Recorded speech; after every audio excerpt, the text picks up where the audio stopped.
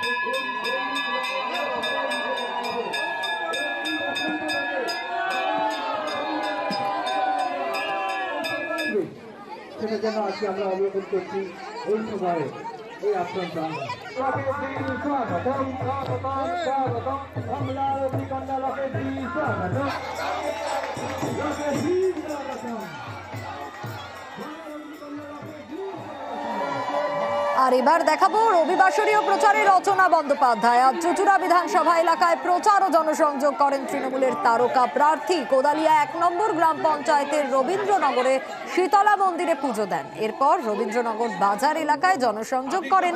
তাকে দেখতে, ছবি তুলতে যথারীতি হুড়োহুড়ি পড়ে যায়। আজ গোটা দিন চুচুড়াতেই প্রচার। দলীয় কর্মসূচিতে থাকবেন রচনা।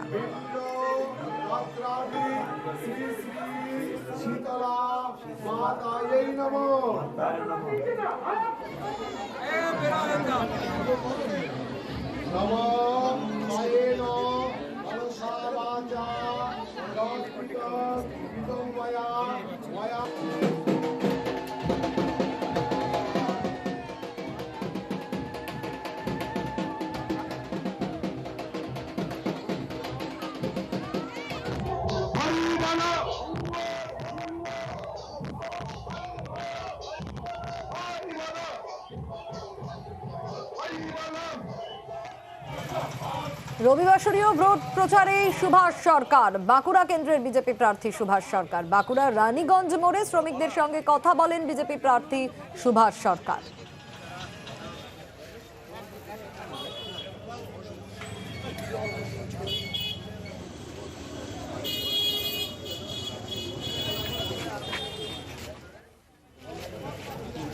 পশ্চিমবঙ্গে শিল্প নেই, তার ফলে মানুষের কাজের সুযোগ অত্যন্ত কম।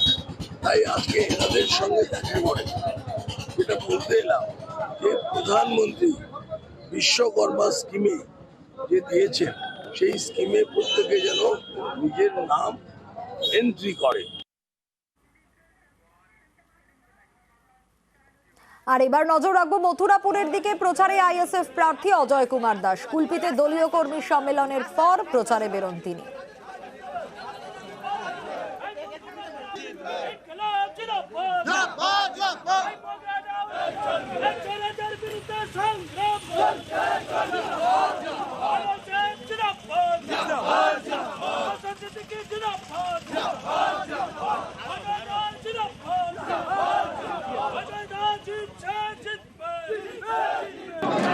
মথুরাপুরে আমি আগে শান্তির বার্তা বইব, সন্ত্রাস বন্ধ করব। এখানে প্রচুর সন্ত্রাস হয় ভোটের সময়, মানুষজন ঘর ছাড়া রয়েছেন। এই সন্ত্রাস বন্ধ করব, এখানকার উন্নয়ন করব। এখানকার সাগর এলাকাতে এখানে ঘরবাড়িতে একটু বৃষ্টি হলে এখানে ঘরবাড়িতে জল ঢুকে যায়। এখানে একটা মাস্টার প্ল্যান করার আমার চিন্তা ভাবনা আছে, আমি যদি পার্লামেন্টে যেতে পারি। রাজ্যে তো দুর্নীতি, কেন্দ্র তো তুষ্টিকরণের রাজনীতি, বঞ্চনার শিকার আমরা সবাই। রাজ্যের মধ্যে তো কি চুরি করেনি।